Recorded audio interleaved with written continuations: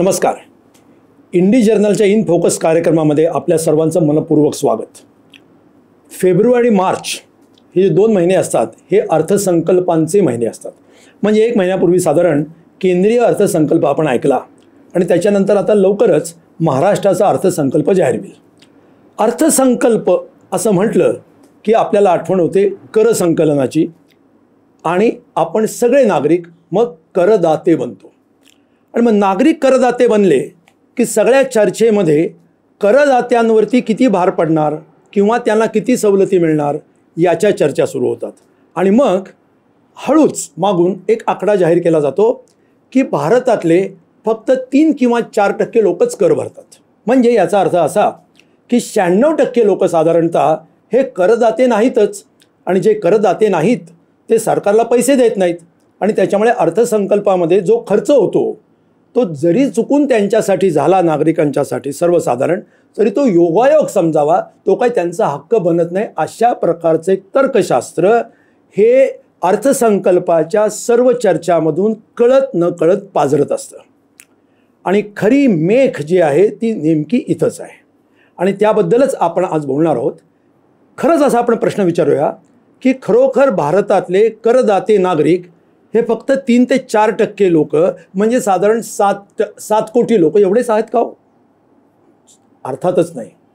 हे चूक आहे. याचं कारण असं की जेव्हा आपण दुकानामधून साधी काड्यापेटी तरी घ्यायला गेलो, एखादा मोबाईल, एखादा घड्याळ, एखादा शर्ट, एखादी चप्पल घ्यायला गेलो, तरीसुद्धा आपण त्यावेळेला सरकारला कर देत असतोच. कुठला कर देत असतो? GST देत असतो. आपण पेट्रोल डिझेल भरतो गाडीमध्ये, त्यावेळेला आपण त्याच्यावरचा व्हॅट आणि एक्साईज ड्युटी देत असतो. प्रत्यक्ष आपण सरकारला जाऊन तो देत नाही, परंतु सरकार या विक्रेत्याच्या मार्फत, उत्पादकाच्या मार्फत ग्राहकाच्या म्हणजे आपल्याच खिशातून हा कर वसूल करत असतं. म्हणजेच भारतामध्ये जर 142 कोटी लोकसंख्या असेल तर त्यातले कमीत कमी 130 कोटी लोक कुठल्या ना कुठल्या प्रकारचा कर हा देतच असतात. हा इन्कम टॅक्स नसतील देत. आता या करांचे 2 प्रकार आहेत. एक प्रत्यक्ष कर म्हणजे इन्कम टॅक्स किंवा कंपन्यांच्या नफ्यांवरती जो कर असतो तो कॉर्पोरेशन टॅक्स, आणि दुसरा आहे अप्रत्यक्ष कर.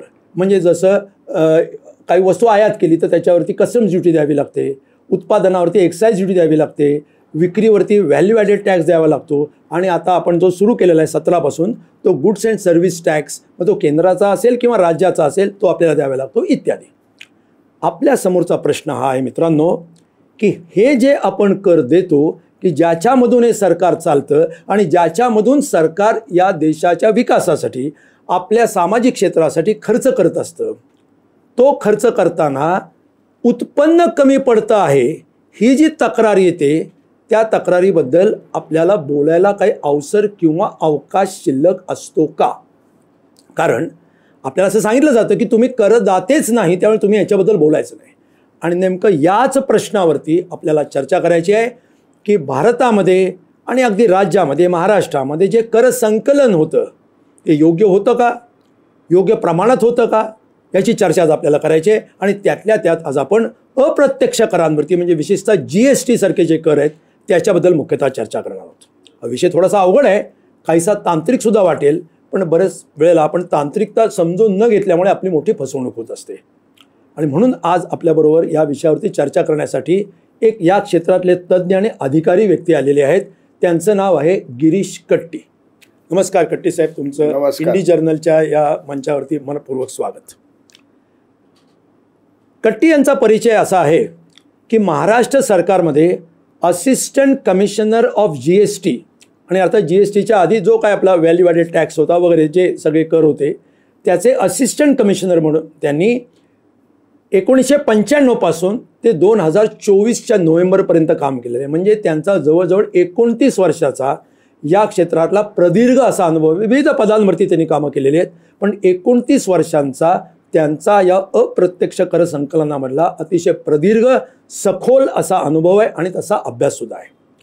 आज ते आपल्याशी इथं बोलणार आहेत ते याच विषयावरती की हे कर संकलन जे अप्रत्यक्ष करांचं होतं, खास करून महाराष्ट्रामध्ये होतं, ते कसं होतं, काय होतं, त्यातल्या अडचणी काय आहेत आणि त्यातल्या नेमक्या फसवणुकीच्या जागा कुठल्या आहेत, या सगळ्या विषयावरती ते आपल्याशी मोकळेपणाने चर्चा करणार आहेत। यासाठी पुन्हा एकदा आपण ही जी आपल्या सर्वसाधारण श्रोत्यांसाठी जी तयारी दर्शवली तिथे येऊन याबद्दलचं मार्गदर्शन करण्याचे, त्याच्याबद्दल मी सर्वप्रथम तुमचे पुन्हा एकदा आभार मानतो, कारण या विषयावरती लोकांना फारसं काहीच माहिती नसतं आणि आपल्या माध्यमातून ते आम्हाला माहिती होणार आहे। तर कट्टी साहेब, मला एक पहिला प्रश्न असा विचारायचा आहे की हे जे अप्रत्यक्ष कर संकलन आहे याची नेमकी मेथडॉलॉजी काय असते? म्हणजे याची लिंक सरकारपर्यंत, आता मी काहीतरी वस्तू विकत घेतो आणि सरकारला कर मिळतो, याची नेमकी पद्धती काय असते? आता जर एखादं उदाहरण घ्यायचं झालं तर त्याच्यामध्ये समजा मी एखाद्या दुकानामध्ये इलेक्ट्रॉनिक आयटम मोबाईल घ्यायला गेलो, तर ज्या वेळेला मी मोबाईल खरेदी करायला जातो त्यावेळेला मी पावती मागतो, कारण मला त्याची वॉरंटी पाहिजे असते। बरोबर। आणि मग ज्या वेळेला तो व्यापारी मला टॅक्स इनवॉइस इश्यू करतो त्यावेळी ह्या GST ॲक्टमध्ये केंद्र सरकारने ज्यावेळी GST आणला त्यावेळेला त्याचे A schedule, B schedule, C schedule जसे असतात व्हॅटमधले, तसे पार्ट 1, पार्ट 2, पार्ट 3 असे वेगवेगळे शेड्यूल्स आहेत। त्याच्यामध्ये वेगवेगळ्या कमॉडिटीज आहेत, म्हणजे ज्या माणसाच्या जीवनामध्ये उपयोगी आहेत अशा कमॉडिटीज आहेत, आणि त्या प्रत्येक कमॉडिटीवरती वेगवेगळ्या प्रकारचा वेगवेगळ्या पर्सेंटेजचा टॅक्स त्यांनी डिसाईड केलेला आहे। आता मोबाईल सारखी ही चैनीची वस्तू आहे, ती लक्झरी आयटम मध्ये येते। मग अशा वेळेला त्या मोबाईलच्या ह्याच्यावरती त्यांनी 28% जो कर आहे तो 28%चा कर तिथे तो तुम्हाला द्यावा लागतो ज्यावेळी तुम्ही टॅक्स इनवॉइस घेता। आणि मग आता तुमच्याकडनं हा टॅक्स तो व्यापारी कलेक्ट करतो। बरोबर। तो व्यापारी तो कलेक्ट केल्यानंतर त्यांनी तो जो काय मोबाईल आणला त्याच्यावरच्या डिस्ट्रीब्युटरकडनं, त्यावेळेला त्यांनी पण त्याला काही प्रमाणामध्ये तो कर दिलेला आहे। मग तो त्याची वजावट घेतो, त्या पर्टिक्युलर अमाऊंटची जे त्याच्या वरच्या व्यापाऱ्याकडनं त्यांनी आणली त्याची वजावट घेतो, तुमच्याकडनं गोळा केलेला टॅक्स हा त्याच्यातनं वजा करतो, आणि उरलेली जी रक्कम आहे, जो डिफरन्स आहे, तो डिफरन्स तो त्या रिटर्नमध्ये दर महिन्याला सरकारला भरत असतो। आता थांबा, तर मी थोडंसं आपल्या श्रोत्यांसाठी पुन्हा एकदा थोडंसं एका उदाहरणावरून आपण क्लिअर करू। आपण असं समजूया की 5,000 रुपयाला मी मोबाईल विकत घेतला, आणि आता तुम्ही म्हणालात की कर काहीतरी 28%, आपण क्षणभर समजा 25% 25%, आणि त्यांनी समजा तो 4,000 रुपयाला विकत घेतलेला आहे, आणि त्याने मला तो 5,000 रुपयाला विकला, बरोबर। तर मी त्याला 5,000 रुपयावरती समजा टॅक्स द्यायचा, समजा काय 20% टॅक्स आहे, किती धरा, 20% धरा, तर 5,000वरती 20% म्हणजे तो समजा 1,000 रुपये झाला। आता म्हणजे मी 5,000 रुपये जे दिले त्यातली 4,000 त्या मोबाईलची, त्या वस्तूची किंमत आहे, आणि 1,000 रुपये मी टॅक्स दिला।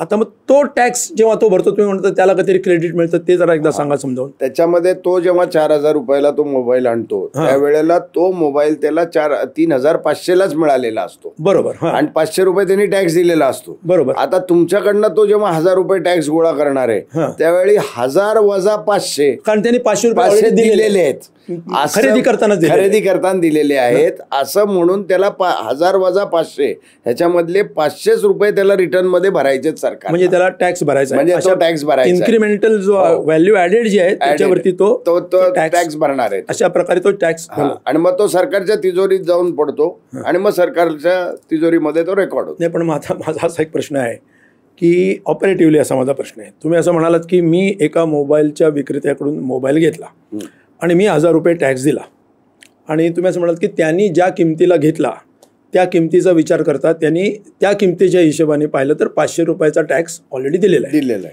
असं तो म्हणेल, बरोबर। पण आता त्यांनी तो खरोखर जेव्हा खरेदी केलं तेव्हा खरोखर ती वस्तू त्यांनी तेवढ्यालाच घेतली का, त्याला खरोखरच टॅक्स पडला होता का, आणि ज्याला त्यांनी दिला त्यांनी तो भरला होता का, याची तपासणी कशी होते?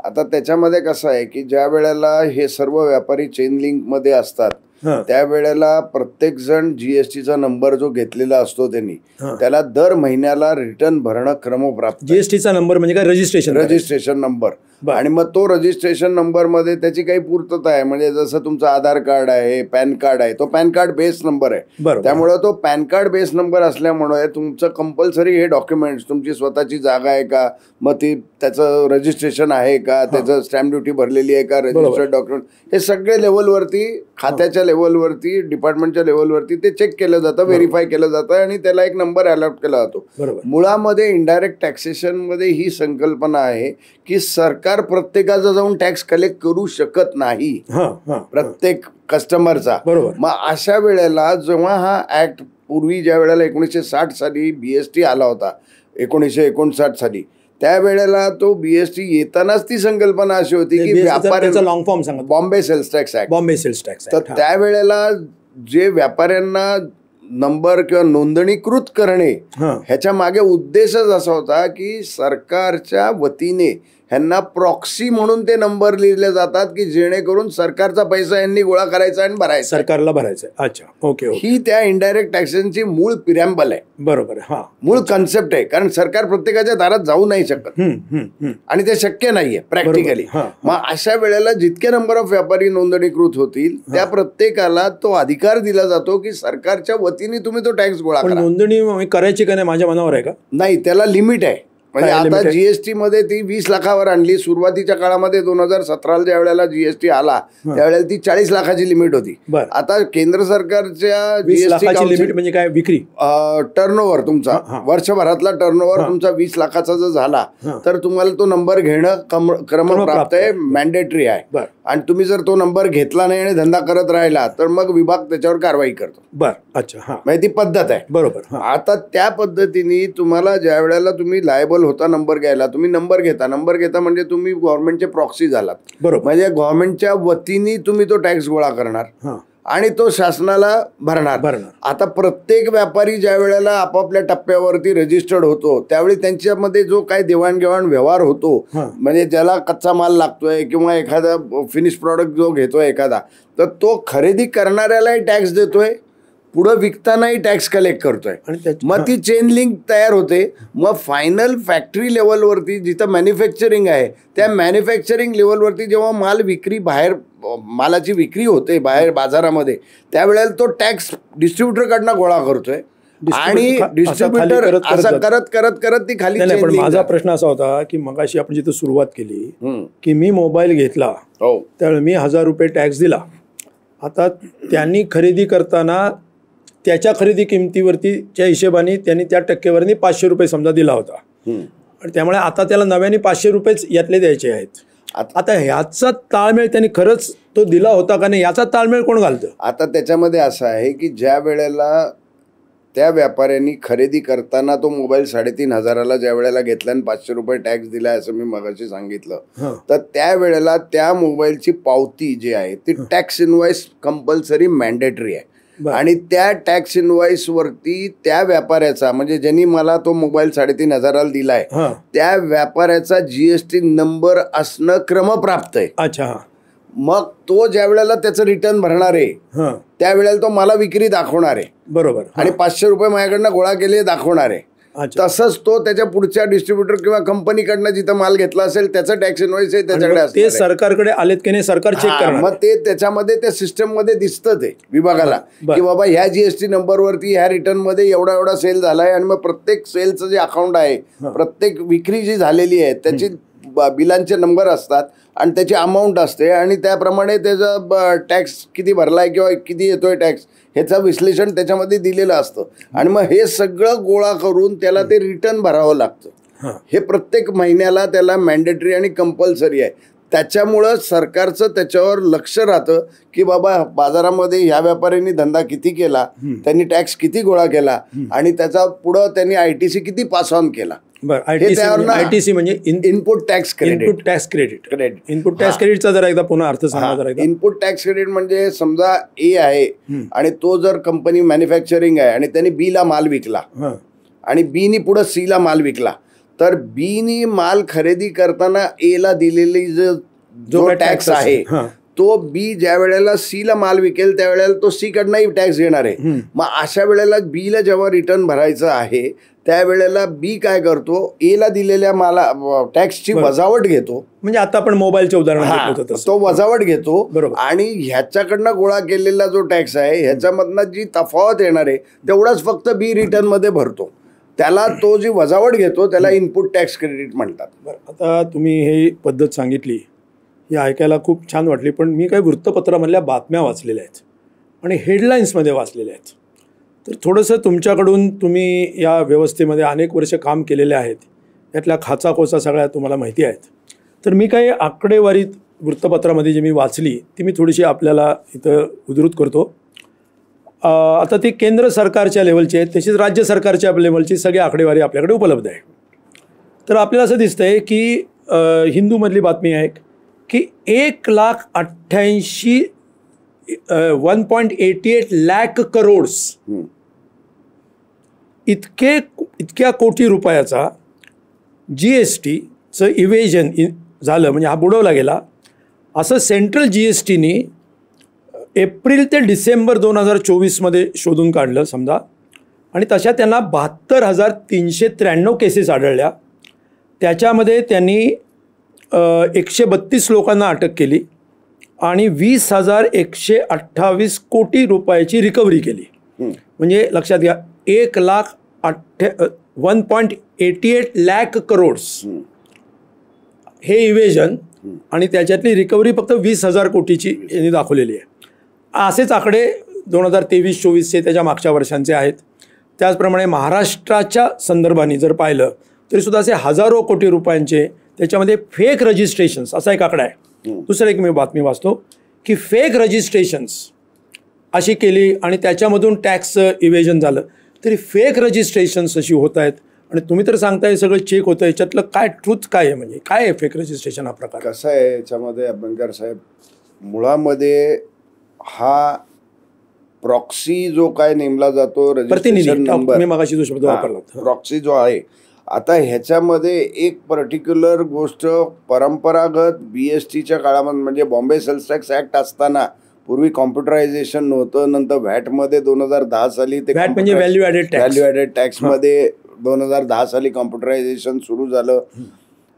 आता फुल्ली कॉम्प्युटराइज व्यवस्था आहे. पण मग ह्याच्यामध्ये काही समाजामधले जे नतद्रष्ट लोक असतात, काही व्यापारी असतात की ज्यांना धंदा करायचाच नसतो, त्यांना सरकारी तिजोरीच लुटायची आहे. अशा प्रवृत्तीची जी लोक आहेत, मग ही काय करतात की समजा एखादा रिक्षावाला आहे किंवा एखादा झोपडपट्टीमध्ये राहणारा एखादा सामान्य नागरिक आहे जो बेकार आहे, बरोबर, आणि ज्याला बाबा एक आम्हीच दाखवायचं की बाबा महिना तुला आम्ही 10,000 रुपये देऊ, तुला काहीच करायचं नाही, तू फक्त तुझा पॅन कार्ड आणि आधार कार्ड आम्हाला दे.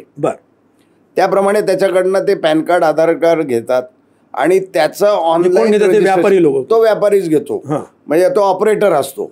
आणि तो काय करतो की मग ते पर्टिक्युलर कागदपत्र वापरून तो त्याच्या नावाने एक GSTचं रजिस्ट्रेशनसाठी ऍप्लिकेशन देतो.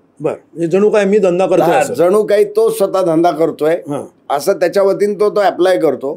तो तिथं व्हेरीफाय होऊन त्याला GST नंबर मिळतो सुद्धा. कारण तो सिस्टीममध्ये त्याला कसं आहे, फक्त एक पॅन कार्ड तुमचं पाहिजे व्हॅलिडेट केलेलं, जे पॅन कार्डच्या NSDLच्या सिस्टीममध्ये जर दिसलं आणि ते प्रॉपर इश्यू झालेलं पॅन कार्ड असेल तर ते व्हॅलिडेट होतं. तसंच आधार कार्डचं पण आहे. आणि मग जागेची कागदपत्र आणि ह्या सगळ्या गोष्टी ज्या वेळेला मिळतात, एक फोटो मिळतो त्याचा तो फोटो घेऊन तो सुद्धा अपलोड करतात. मग एवढे डॉक्युमेंट दिल्यानंतर त्याला रजिस्ट्रेशन मिळते की माझी एवढी विक्री आहे. नाही, त्याच्यामध्ये तसं होत नाही. त्याचा नंबर घेतला जातो. तो नंबर घेतल्यावर बँकेमध्ये जाऊन एखाद्या करंट अकाउंट उघडलं जातं.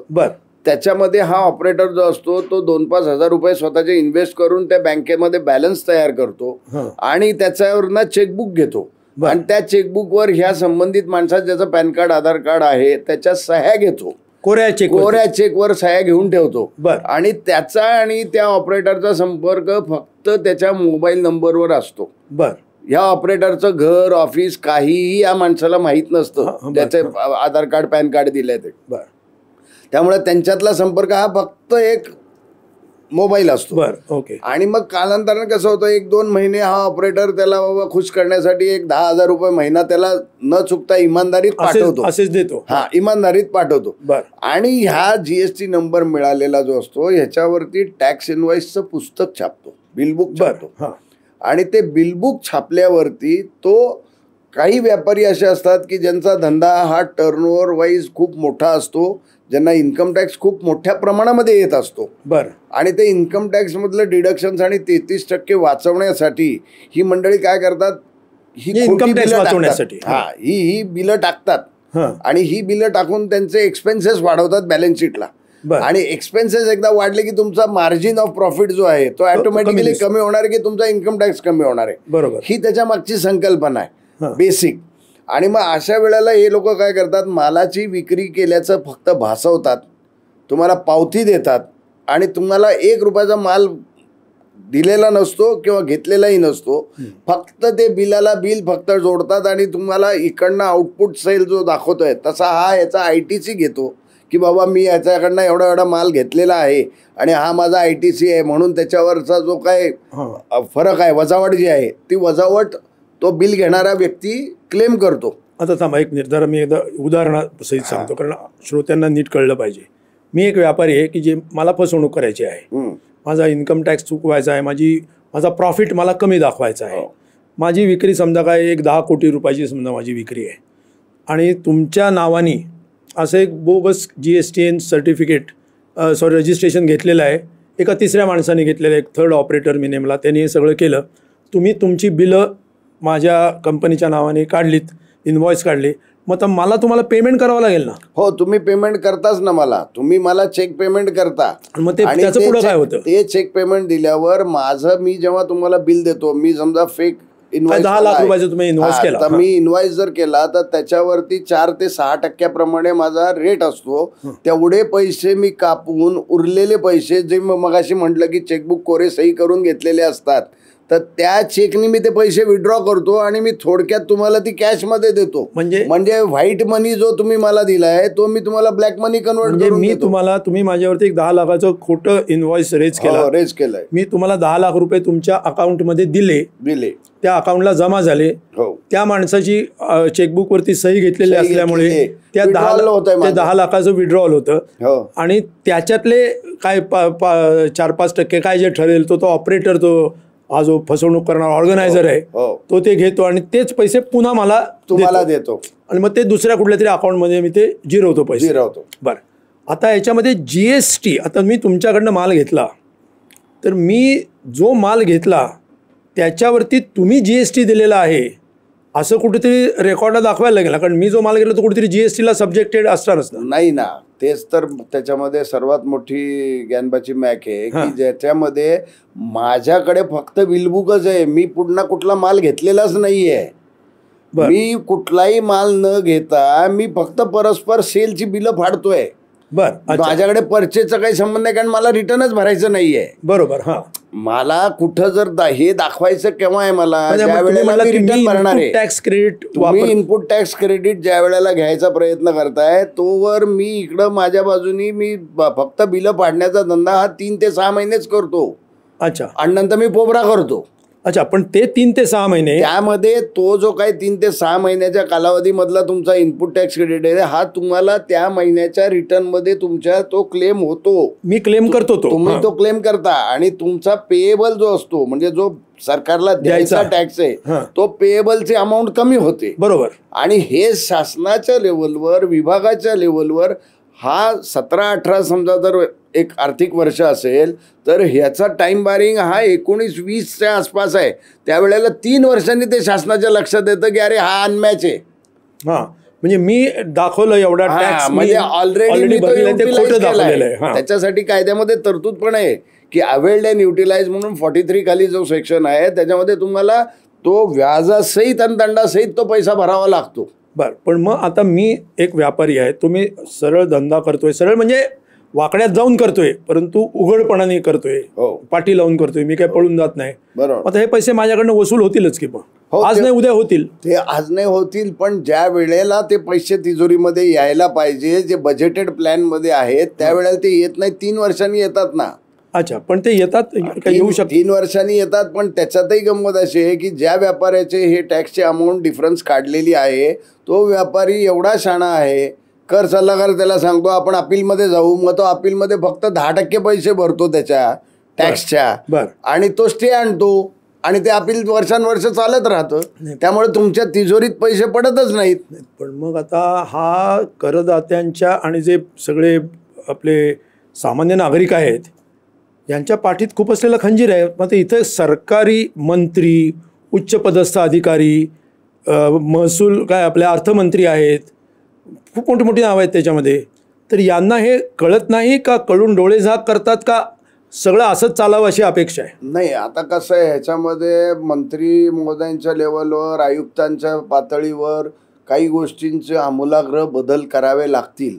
कारण गेल्या 2005 सालापासून विक्रीकर विभाग महाराष्ट्र शासनामध्ये जे तिथले ॲक्च्युअल अधिकारी आणि कर्मचारी आहेत की ज्यांनी हा टॅक्स शासनाचा गोळा करण्यासाठी जी त्यांची प्राईम ड्युटी आहे त्याच्यापासूनच त्यांना वंचित ठेवलं जाते आणि नाही ते तिसरीच कामं सांगितली जातात. त्याचा अर्थ असा आहे की दिवसभरामध्ये 5 ते 6 तासाच्या कामामध्ये 4 तास जर त्या अधिकाऱ्याकडनं फक्त वरच्या कार्यालयाने माहितीच मागवायची ठरवली गुगल शीटमध्ये, तर ती गुगल शीटची माहिती देण्यातच त्याचा इतका रकाना आणि इतका अभ्यास करावा लागतो त्या कॉम्प्युटरमधनं आणि इतक्या माहित्या काढाव्या लागतात की हे जे मूळ काम आहे त्याचं की बाबा कम्पेअर करणं, टॅक्स गोळा करणं किंवा त्याचं कम्पॅरिझन करणं किंवा त्याच्या मागं पळणं, त्या व्यापाऱ्याच्या मागे लागणं, हे मूळ काम राहतं बाजूला आणि माहित्या देण्यातच त्याचा अख्खा दिवस जातो. आणि दुसरी विशेष म्हणजे गंमत अशी आहे की तुम्ही विक्रीकर खात्यामध्ये जर बघितलं 2005 सालापासून आज तागायत जवळजवळ 20 वर्ष झाली ही माहिती गुगल शीट या स्वरूपामध्ये मागवली जाते.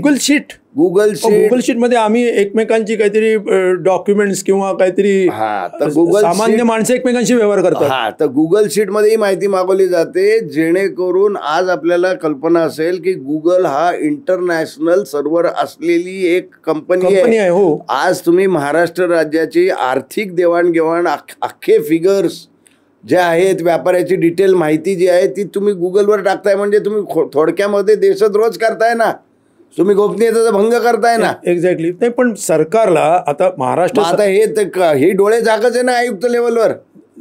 ही डोळे झाकच आहे. आयुक्तांनी याच्यावर पॉलिसी डिसिजन घ्यायला पाहिजे की सरकार केंद्र सरकार म्हणतंय, राज्य सरकार म्हणतंय की सरकारची भाषा आणि सरकारची गोपनीयता जी आहे ती भंग पाहू नये, त्याच्यासाठी आंतरराष्ट्रीय सर्व्हरचा वापर करू नका असे वेगवेगळे सर्क्युलर आहेत. ते असून देखील महाराष्ट्र शासनामध्ये विक्रीकर खात्यामध्ये सर्रास डोळे झाकपणे हे चालू आहे गेली 20 वर्ष जीएसटी खात्यामध्ये. नाही, आता माझा एक प्रश्न असा आहे, महाराष्ट्र सरकारला उदाहरणार्थ 24-25चं जर अंदाजपत्र घेतलं तर 1,55,000 कोटी रुपयाचं उत्पन्न स्टेट GST मधनं दाखवलेलं आहे आणि त्याची मागच्या वर्षीपेक्षा असलेली वाढ कुठं 5%, 7% अशी असते. तुमची अर्थव्यवस्था 8-8, 10-10% वाढत असते. इकडं 5-7% वाढ होते. आता 1,55,000 कोटी रुपयाचा रेव्हेन्यू ज्याच्यातून जनरेट होतो हा झाला राज्याचा. केंद्राचा जर पाहिलात तर केंद्राच्या अर्थसंकल्पाचा जवळजवळ निम्मा आणि देशातल्या संपूर्ण कर संकलनाचा ऑलमोस्ट 2/3 हिस्सा हा या GST किंवा इनडायरेक्ट टॅक्सेसमधनं येतो. मग त्याच्यासाठी सरकार एखादी कर संकलनासाठी एक इंटरनल आपली देशांतर्गत अशा प्रकारची गुगल शीटसारखी नव्हे अशी संगणक प्रणाली रिअल टाईम कंपॅरिझन करणारी अशी का तयार करू शकत नाही? ह्याच्यामध्ये मुळामध्ये असं आहे अभ्यंकर साहेब की शासन स्तरावरती एक म्हणजे ह्या सगळ्या गोष्टीचा नॉलेज किंवा ह्याची माहिती ही वरिष्ठ स्तरावर सगळ्यांना आहे आणि ती मानसिकता जी आहे की बाबा ही जी काही गळती होती आहे त्या कराची प्रचंड ही गळती आहे, फार मोठी गळती आहे, पण ती गळती थांबवण्याच्या दृष्टीने उदासीनता एवढी आहे की ते लोक कोणी तयारच नाही त्याच्यामध्ये की बाबा अशा प्रकारची यंत्रणा आपण स्वतःची इंडिजिनियस तयार करायला पाहिजे. ह्याला कुठेतरी आपण या गळतीला लिमिट करायला पाहिजे की जेणेकरून शासनाचा रेव्हेन्यू हा वाढेल. जर ती गळती थांबवली तर मी तुम्हाला सांगतो आज 1,55,000 कोटीचं जे वर्षाचं ॲन्युअल जे फिगर्स दिसत आहेत ना, ही प्रॉपर इम्प्लिमेंटेशन जर केलं आणि अधिकाऱ्याला जर मोकळीक दिली आणि त्याला काम करू दिलं व्यवस्थित त्या व्यापाऱ्याच्या मागे लागून की बाबा याचा बरोबर टॅक्स येतोय का नाही हे सगळं मॉनिटर केलं तर मी तुम्हाला सांगतो 100% हेच उत्पन्न दुप्पट व्हायला वेळ लागणार नाही आणि कुठलेही करांचे दर न वाढवता. बरं, आता आहे हाच स्ट्रक्चरमध्ये याच टॅक्स रेटमध्ये ते उत्पन्न दुप्पट होऊ शकतं. पण हे उदासीनता हे आयुक्त लेवलवरती एवढे मोठ्या प्रमाणात आहे की त्यांना बाकीच्या गोष्टींमध्ये त्या गुगल शीट आणि ह्याच्यामध्येच एवढा इंटरेस्ट आहे त्यामुळे ते स्वतः बघतच नाही. कारण मुळामध्ये असं आहे विक्रीकर खातं हे ज्या वेळेला 1960ला सुरू झालं महाराष्ट्र शासनाचं तेव्हापासनाचं धोरण हे असंच आहे की एक IAS ऑफिसर 3 वर्षासाठी इथं आयुक्त म्हणून येतो. तो वेगवेगळ्या विभागातनं फिरून आलेला असतो, जो राजकारण्यांना कुठेही नको असतो तो विक्रीकर खात्यामध्ये टाकला जातो. आणि मग तो विक्रीकर खात्यामध्ये आल्यावर त्याला पहिलं विक्रीकराचे जर टेक्निकल विषय असल्या कारणाने तो समजून घेईस्तोवरच त्याचे 2.5 वर्ष चालू जातात. आणि ती 2.5 वर्ष गेल्यावर त्याचे शेवटचे 6 महिने असतात, तो बदलीच्या याला पात्र होतो, तो इकडं लक्षच देत नाही. अशा पद्धतीने मुळामध्ये एक स्टेशन किंवा इन हाऊस तिथला प्रमोशन जर एखाद्या व्यक्तीला जर दिलं आणि त्याला आयुक्त स्तरावरती आयुक्त पद दिलं तर तो 100% ही गळती थांबवू शकतो. दर 3 वर्षांनी झुकझुक गाडी बदलतीये तर त्याला काही इंटरेस्टच नाहीये ना. बरोबर नाही. पण मग याच्यामध्ये आता आकडे जर पाहिले, हे शासन स्तरावर मंत्री महोदयांच्या लेवलवरती त्यांनी हा निर्णय घ्यायला पाहिजे. म्हणजे याचा अर्थ कर संकलन वाढवण्यासाठी राजकीय इच्छाशक्तीचा अभाव आहे. एक म्हणजे मला माझ्यासारख्याला असं वाटतंय, तर तुमचं ऐकल्यानंतर असं म्हणावं असं वाटतंय, राजकीय इच्छाशक्तीचा अभाव आहे. नंबर 2, कदाचित जे कर बुडवे आहेत ते मी असं ऐकलं की डायमंड या धंद्यामध्ये फार मोठ्या प्रमाणात हे सर्व चालतं, फार मोठ्या प्रमाणात. कदाचित हे डायमंड व्यापारी जे या सगळ्याचे बेनिफिशरीज आहेत किंवा इतरही अनेक असतील, ते बेनिफिशरीज हे पॉलिटिकल बेनिफिट काही पास ऑन करतात असं काही असेल, अशी काही शक्यता आहे का? पॉलिटिकल लिडरशिपला म्हणा किंवा हायर ब्युरोक्रॅट्सना. शक्यता नाकारता येत नाही. कारण मुळामध्ये असं आहे की ह्या डायमंड मार्केटमध्ये 4 ते 6 महिन्याच्या काळामध्ये जो फेक रजिस्ट्रेशन घेऊन जो हवालाचा बिझनेस ज्याला म्हणतो आम्ही NGTP, non genuine tax payer, non genuine tax payer म्हणजे तो कधीच टॅक्स भरत नाही, पण तो नंबर घेतो आणि तो नंबर घेऊन 4 ते 6 महिने फक्त बिलं फाडतो. आणि ती जी अमाऊंट आहे ती एक 27-28 वर्षाचा मुलगा या ओपेरा हाऊसमधला डायमंड मार्केटमधला हा कमीत कमी 1000 ते 1200 कोटी रुपयाचा टर्नओव्हर त्या 6 महिन्यात करतो आणि तो 1 रुपयाचा रिटर्न भरत नाही. मग तो पैसा जो त्यांनी गोळा केलेला आहे तो पैसा तो तिजोरीत उलटा जातोय ना. म्हणजे हे प्रचंड मोठं रॅकेट आहे, फार मोठं रॅकेट आहे. आता इथं अजून काही आकडे असे दिसत आहेत मला. मी बरेचसे मगाशी जे आकडे सांगितले त्याच्यामध्ये महाराष्ट्र सरकारच्याच स्पेसिफिकली संदर्भात आपण बोलत होतो. तर आपण 18, 19, 19, 20, 20, 21 असे 4 आणि 21, 22 पर्यंतचे जर आकडे काढलेत तर साधारण अंदाजे रफली स्पीकिंग दरवर्षी 10,000 कोटी रुपयाचं टॅक्स इव्हेजन हे डिटेक्टेड आणि जवळजवळ म्हणजे असं 4 वर्षाचं काढतं 40,000 कोटीचं येईल. म्हणजे एका वर्षाच्या टॅक्स कलेक्शनच्या साधारण स्टेबल टॅक्स कलेक्शनचा जर मधला आकडा घेतला ॲव्हरेजचा तर जवळजवळ 20-25% हे येईल. आता एवढं इव्हेजन डिटेक्टेड आहे आणि त्याच्यामध्ये अरेस्ट किती झाल्या महाराष्ट्रामध्ये, मग त्यांना काही शिक्षा झाल्या का, याचे काही अकाउंटेबल. तर तुम्ही म्हणालात की मगाशी 4 झोपडपट्टीमधली कुठली माणसं आहेत त्यांच्या नावाने रजिस्ट्रेशन घेतात आणि सगळं पुढे धंदा होतो. भले ती कोणी फेक असतील माणसं, पण त्यांचं पकडून इन्व्हेस्टिगेशन केले, पोलीस इन्व्हेस्टिगेशन केले आणि त्याच्या मागून त्यांचे खरे परपेट्रेटर्स कोण आहेत किंवा जो व्यापारी बेनिफिशियरी आहे त्याच्या मार्गदर्शनाशिवाय तर हे झालेलं नाही, कारण तो त्याचा अल्टिमेट बेनिफिशियरी आहे की जो हे सगळं एका ऑपरेटरच्या मार्फत सगळं ऑर्गनाईज करून घेतो आहे. तर याच्या कुठे शिक्षा झाल्या आहेत असं कुठे केसेस झालेल्या आहेत का? किंवा जिथं तुमचं GST डिपार्टमेंट हे कंप्लेनंट आहे, CBIची एन्क्वायरी लागलेली आहे आणि कोणीतरी आतमध्ये गेलेत, कारण हल्ली CBI वगैरे खूप ॲक्टिव्ह आहेत, एन्फोर्समेंट डायरेक्टोरेट वगैरे खूप त्यांना कामं आहेत, पण त्यांच्या राजकीय कामातून थोडा वेळ मिळाला तर हे इतरही कधी कधी कामं करतात का हे, असा माझा एक प्रश्न आहे की खरोखर अशा काही शिक्षा वगैरे कोणाला झालेल्या आहेत का? नाही, ह्याच्यामध्ये आत्तापर्यंत 2017 पासून केंद्र सरकारची DGGI जी जनरल इंटेलिजन्स ब्रँच आहे त्यांनी आणि आमच्या अन्वेषण विभागाने एन्फोर्समेंट ब्रँच ही राज्याची सेपरेट आहे, तर या लोकांनी ज्या व्हिजिट केल्या आणि ज्या रेड केल्या याच्यामध्ये केंद्र सरकारचा वाटा या धरपकडमध्ये सर्वात जास्त आहे. म्हणजे त्यांनी जास्त लोकांना अटक केलेली आहे कम्पेअर्ड टू स्टेट गव्हर्नमेंट. कारण मुळामध्ये स्टेट गव्हर्नमेंटमध्ये एक सांगायचं अभ्यंकर साहेब तर 5 कोटी अँड अबाउचं जर इव्हेजन असेल तरच आपण त्याला अरेस्ट करतो. आता तुम्ही असं म्हणाल की आयुक्त लेवलवरती एक पॉलिसी डिसिजन आहे आमच्याकडे राज्यामध्ये की समजा 5 कोटीच्या खालचा जर इव्हेजन असेल तर अन्वेषण विभाग जो आहे एन्फोर्समेंट याला परमिशनच दिली जात नाही व्हिजिट करायला. म्हणजे 1 रुपया ते 4,99,99,000 टॅक्स जर तुम्ही बुडवला तर तुम्हाला सोडून दिलं जातं, म्हणजे तुमच्याकडे दुर्लक्ष केलं जातं. हे आयुक्त लेवलवरती झालेला डिसिजन आहे. आता वास्तविक एन्फोर्समेंट ब्रँच म्हटल्यावरती 1 रुपया जरी शासनाची चोरी असेल तरी सुद्धा तिथं ती टीम पोहोचली पाहिजे ना. बरोबर बरोबर.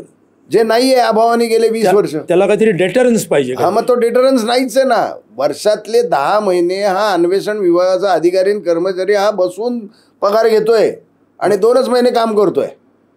ही परिस्थिती जर राज्याची आहे तर तुमचा टॅक्स जो इव्हेजन झालेला आहे तो कधी तुमचा निघणार आहे. म्हणून ते आकडे वाढतच चाललेत ना दरवर्षी. हा अत्यंत गंभीर मुद्दा आहे. मला असं वाटतं की याच्यामधून लोकांना जो टेक अवे, आता मी एक सामान्य नागरिकांचा प्रतिनिधी म्हणून बोलतो, की आम्हाला हे लक्षात आलं की टॅक्स एन्फोर्समेंटकडे आणि इम्प्लिमेंटेशनकडे सुद्धा सामान्य आणि त्याच्या पुढची कारवाई तर अजून पुढची गोष्ट, या GST खात्याचं आणि महाराष्ट्रातल्या GST खात्याचं लक्ष नाही. मंत्र्यांचं लक्ष नाही आहे किंवा असण्याचा माझं मत असं की प्रश्नच येत नाही, कारण त्यांनी इतर बरीच कामं आहेत. म्हणजे त्यांच्या मंत्र्याच्या खात्याची कामं सोडून बरीच कामं आहेत. त्याच्यामुळे त्यांना बहुतेक इकडे लक्ष द्यायला वेळ होत नसणार. पण मला असं वाटतं की ब्युरोक्रेसी स्वतः त्याचं दर महिन्याला भरपूर पेमेंट घेते अधिकृतरित्या, त्यांचंही याच्याकडे लक्ष नाही किंवा त्यांचेही हात कशाने तरी बांधलेले आहेत किंवा काही तोंडही बंद आहेत काही कारणाने. या सगळ्याच्या विरोधामध्ये जनमानस जागृत करून लोकांपर्यंत पोहोचणं हेच आवश्यक आहे असं याच्यातून दिसतं. फक्त एक प्रश्न मला नेहमी पडतो, आम्ही अनेकदा इलेक्ट्रॉनिक मार्केटमध्ये जातो, इलेक्ट्रिकल काहीतरी हार्डवेअर किंवा इतर हार्डवेअरची वस्तू खरेदी करायला जातो, पुण्यात जातो, महाराष्ट्रात कुठेही जातो. मी जर समजा 500 रुपयाचा काय नळ विकत घेतला समजा आणि त्याला चुकून मी असं म्हणण्याचं धाडस केलं की मला याची पावती दे, तर तो त्याच्या घरातली काहीतरी एखादी वस्तू मागितल्यासारखा चेहरा करून माझ्याकडे बघतो की काय मागतोय काय नेमका माणूस. तो म्हणतो 18% काय 20% काय जे नंबर येईल तो सांगतो, एवढे जास्त पडतील. आता मला कळत नाही की जर मी पेमेंट तुम्हाला किंमत सांगितली तर ती पेमेंट ती किंमत is suppose to be with GST, तर तो म्हणतो की GST हवा, पावती हवी असेल तर वेगळं पडेल. म्हणजे याचा अर्थ मग त्यांनी GST न भरताच ते आणलेलं असतं माल. ते कसं आणतो मग? आता कसं असतं, ज्या वेळेला एखाद्या फॅक्टरीमध्ये माल तयार होतो त्यावेळेला त्या फॅक्टरीच्या गेटपासवरनं ज्या वेळेला तो माल बाहेर पडतो त्यावेळेला तिथे पूर्वीचं जे सेंट्रल एक्साईजचं डिपार्टमेंट होतं त्यांचे ऑफिसर स्टेशन्ड असायचे आणि ते प्रत्येक गेट पास एंट्री पास जो आहे त्या ह्याच्यावर त्यांचा शिक्का असायचा, सही असायची. त्यांच्या देखरेखीखाली ते अकाउंट फॉर होऊनच बाहेर पडायचं. बरं. आता काही ठिकाणी असं मध्यंतरी जालन्यामध्ये एक प्रकरण झालं असं की त्या कंपनीच्या ह्याच्यामध्ये जे एक्साईजचे ऑफिसर्स जे होते त्यांना CBIच्याच लोकांनी रेड केली आणि त्या सरकारी अधिकाऱ्यांनाच पकडलं, कारण दिवसातल्या 50 ट्रकपैकी फक्त 10 ट्रक अकाउंट फॉर होत होते आणि 40 ट्रक तसेच बाहेर पडायचे. बरं. म्हणजे ते विदाऊट गेट पास बाहेर पडायचे. पण ते फक्त जालन्यात होत नसेल? नाही, म्हणजे हे सगळीकडेच होतं. पण हे होत असताना मग जर असा माल जर फॅक्टरीच्या बाहेर आला तर त्याची न पावती न अकाउंट फॉर, मग हा ग्रे मार्केटमध्ये माल येतो आणि हा 2 नंबरच्या मार्केटमध्ये ज्या वेळेला माल येतो त्यावेळेला ह्याची बिगर पावती असते, त्यामुळे पावतीवरचा टॅक्स तुमचा वाचला, तुमचे बाकी ओव्हरहेड्स मार्केटिंगचे जे आहेत ते वाचले. ट्रान्सपोर्टेशनमध्ये हा माल एका लॉटमध्येच आणला जातो, 10 वेळा आणला जात नाही, त्यामुळे तुमचं ट्रान्सपोर्टेशन वाचतं. इन ऑल तुमची कॉस्ट कटिंग जी आहे तो बाजारामधला तो माल तुम्ही पावतीने जर घेतला तर तो समजा 100 रुपयाला पडत असेल तर तुम्हाला बिगर पावतीचा माल हा 60 रुपयालाच मिळतो. आणि मग ती 60 रुपयावाली जी आयटम आहे ती गावभर फिरते आणि मग जेव्हा तुमच्यासारखा व्यक्ती एखादा जेव्हा खरेदीला जातो आणि तो बिल मागतो त्यावेळेला तो व्यापारी काय करतो, तो 60 रुपयामध्ये आलेला माल हा कायदेशीर घेतलाय असं दाखवून तुम्हाला 18% लावून ती पावती लावून डबल तुमचा प्रॉफिट तो करतोय आणि मग तो 2 नंबरचा पैसा जनरेट होतो. ही मूळ सिस्टीम आहे, वर्षानुवर्ष चालत आलेली. म्हणजे तुमच्या म्हणण्याचा अर्थ असा आहे की व्यवस्था बदलता येईल, त्याच्यासाठी आमचे अर्थमंत्री असतील, आमचे मुख्यमंत्री असतील, GSTचे आयुक्त असतील, यांनी कर संकलनाकडे, बुडवेगिरीला आणि बुडव्यांना संरक्षण देण्यापेक्षा कर संकलनाला संरक्षण दिलं पाहिजे. त्याच्यात चांगल्या ऑपरेटिंग सिस्टीम्स ज्या आहेत त्याचं चांगली सॉफ्टवेअर्स इंटरनली जी बाहेर इंटरनॅशनली कुठे खुली राहणार नाहीत आणि रिअल टाईममध्ये चेकिंग होत राहील, 3-3 वर्ष थांबावं लागणार नाही, अशा प्रकारच्या सिस्टीम्स तयार करणं, त्याच्यासाठी 2 पैसे खर्च करणं आणि आपला पूर्ण वेळ सरकारी कामावरतीच खर्च करणं आणि मंत्र्यांनी सुद्धा करवसुली वाजवी पद्धतीनं करण्यावरतीच खर्च करणं, माणसांची आमदारांची फोडाफोडी करण्यात खर्च न करणं, हे जर केलं तर माझ्या मते हे व्यवस्था सुधारू शकते, चित्र बदलेल. तर खरोखर तुम्ही ही जी इतकी उपयुक्त माहिती आणि डोळे उघडलेले आहेत आमचे, याच्याबद्दल कट्टी साहेब तुमचे मनपूर्वक आभार. तर मित्रांनो, एक इन्सायडर व्हिसल ब्लोअर ज्याला आपण म्हणतो, याची आज देशाला फार मोठ्या प्रमाणात गरज आहे. कुंपणच जेव्हा शेत खातं तेव्हा काय होऊ शकतं हे चित्र आपण पोलीस खात्यापासून ते अगदी पार सगळ्या दारूबंदी खात्यापासून ते संरक्षण खात्यापर्यंत सगळीकडे अनेक ठिकाणी अनेकदा अनुभवलेलं आहे, पाहिलेलं, त्याच्या बातम्या आपण वाचत असतो. आज GST सारखा वाजत गाजत आणलेला कर, की जो पूर्वी वेगळ्या पद्धतीने होता, त्याचा एक वेगळ्या रूपात आज आपण बघतोय. सुलभीकरण त्याचा एक भाग आहे, त्याचे काही गुणदोष असतील परंतु त्या कर पद्धतीचे, परंतु एक वन नेशन वन टॅक्स या पद्धतीनं विचार करायला कदाचित उपयोगी आहे, हेही मान्य करायला हरकत नाही. परंतु त्याची व्यवस्था ही इतकी वाईट पद्धतीने चालत असेल, इतक्या नॉन प्रोफेशनल पद्धतीनं आणि भ्रष्ट पद्धतीनं जर त्याचं व्यवहार सगळा होत असेल आणि भ्रष्टाचारांना संरक्षण देणं हेच जर तिथल्या मंत्र्यांपासून आयुक्तांपासून जर सगळ्या अधिकाऱ्यांचं एक मुख्य सेंट्रल पॉईंट ऑफ फंक्शनिंग असेल, तर माझ्या मते कर संकलन हे कधीच वाढणं शक्य नाही. आणि ते वाढणं शक्य नाही म्हणून सरकारचा खर्च वाढवता येत नाही, म्हणून सरकारची कर्ज वाढणार, म्हणजेच फिस्कल डेफिसिट वाढणार. आणि ते कमी करण्यासाठी मग आरोग्य असेल, शिक्षण असेल किंवा जलसंधारण असेल, सिंचन असेल, या सगळ्या गोष्टींच्या खर्चाला कात्री लागणार. आणि अंतिमतः सरकारी जागासुद्धा, म्हणजे सरकारी खात्यातल्या जागा भरल्या जाणार नाहीत. Public welfare, public development, public cleanliness, public hygiene हे सगळं मारलं जाणार आणि या सगळ्याचे बळी आपण होणार. आणि हे सगळं जर वाचायचं असेल तर मित्रांनो, या अर्थसंकल्पाच्या चर्चेमध्ये कर संकलन व्यवस्था कशी सुधारेल आणि करांचे दर न वाढवता त्याची योग्य अंमलबजावणी करून त्यातल्या बदमाशांना आणि चोरांना, त्यांच्यातल्या बदमाश अधिकाऱ्यांसहित सगळ्यांना कसं आपल्याला या नेटमध्ये आणता येईल याचा विचार करण्यासाठी आपण आपली थोडीशी जागृती वाढवली पाहिजे, आपलं ज्ञान वाढवलं पाहिजे आणि त्याच्या आधारे एक जनतेची मागणी आणि चळवळ उभी केली पाहिजे. हाच याच्यावरचा उपाय आहे. याबद्दलची अत्यंत उपयुक्त पायाभूत अशा प्रकारची माहिती ही कट्टी साहेबांनी आपल्याला दिली. यांच्यासारखी व्हिसल ब्लोअर्स जे जनतेच्या या सरकारी व्यवस्थेतला एक सदसद वेगबुद्धीचा आवाज असा आपण ज्यांना म्हणू, ते आज आपल्या इथे आले. त्यांचे पुन्हा एकदा आभार. एवढं बोलून मी थांबतो. नमस्कार, धन्यवाद. इंडी जर्नल या आपल्या चॅनेलला सबस्क्राईब करायला विसरू नका. त्याच्यामुळेच हा संवाद चालू राहील. आणि माझी आपल्याला विनंती आहे की आपले याबद्दलचे जे अनुभव आहेत ते अत्यंत विदारक अनुभव असतील, ग्राहक म्हणून असतील, व्यापारी म्हणून असतील, तर या कॉमेंट बॉक्समध्ये लिहा. आपल्या प्रश्नांना किंवा आपल्या ज्या काही कॉमेंट्स असतील त्याला अधिकाधिक समर्पक आमच्या बाजूने उत्तर देण्याचा आम्ही प्रयत्न करू.